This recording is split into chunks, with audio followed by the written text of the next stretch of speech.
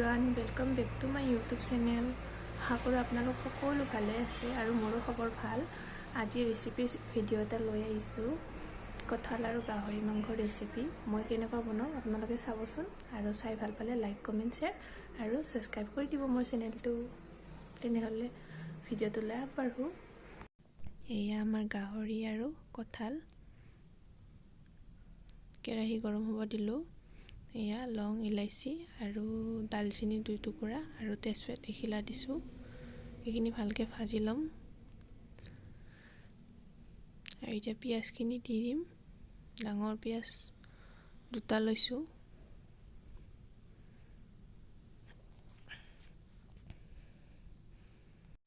এই আমাৰ পিঁয়াজখিনি ৰঙা হ'ল অলপমান। এতিয়া আমি সোৱাদ অনুসৰি হালধি আৰু নিমখখিনি দি ল'ম। আপোনালোকে সোৱাদ অনুসৰি নিমখখিনি দি ল'ব।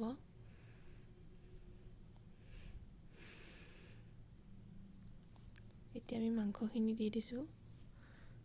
গাহৰি নোখোৱাসকল ব্ৰইলাৰ মুৰ্গীৰ লগতো ট্ৰাই কৰি চাবচোন, খাব টেষ্টি হয় বহুত। এতিয়া আমি মাংসখিনি ভালকৈ ভাজি ল'ম, প্ৰায় 2-3 মিনিটমান। এয়া মাংসখিনি ভালকৈ ভাজি ল'লোঁ। এতিয়া আদা, নহৰু আৰু জলকীয়াৰ পেষ্টখিনি দি দিম।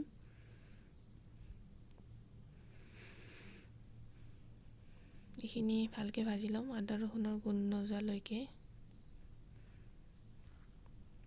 এতিয়া চিকেন মছলা, ৰেড চিলি, আপোনালোকে যি মছলা মাংসত ব্যৱহাৰ কৰে সেইখিনি মছলাই দি ল'ব।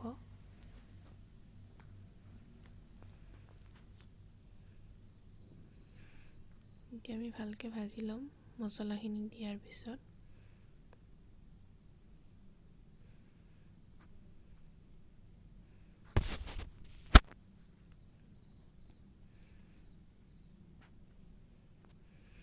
এতিয়া বইল কৰি লোৱা কঁঠাল আৰু আলু, বইল কৰি ল'লে সোনকালে হয় মাংসখিনি, কাৰণ কঁঠাল সিজিবৰ কাৰণে বহুত টাইম লাগে ন।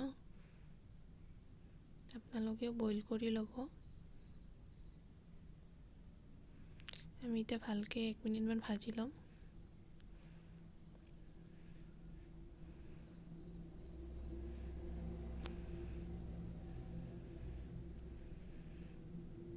এতিয়া অকণমান পানী দিম।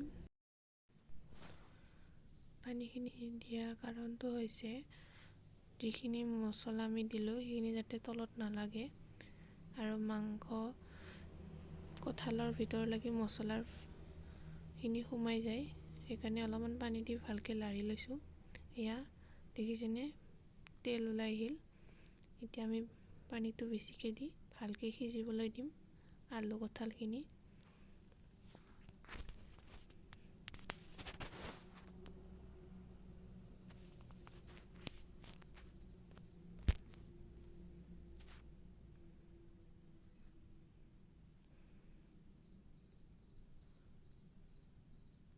পানীটো আপোনালোকৰ জোখ অনুসৰি দি ল'ব। এতিয়া ঢাকি কিনে অকণমান জুইটো কমাই দিম। লাহে লাহে সিজি থাকক মাংসখিনি। এয়া 5 মিনিটমান ঢাকি দিয়াৰ পিছত মাংসখিনি উতলাইছে লাহে লাহে।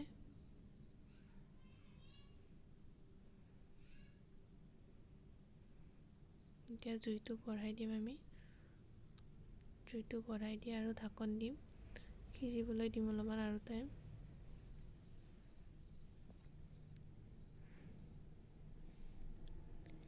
এয়া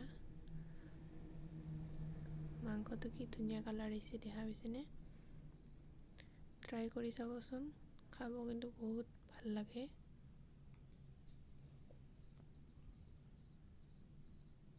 এয়া আমাৰ আলু সিজি গৈছে। 2টামান আলু ভাঙাই দিব।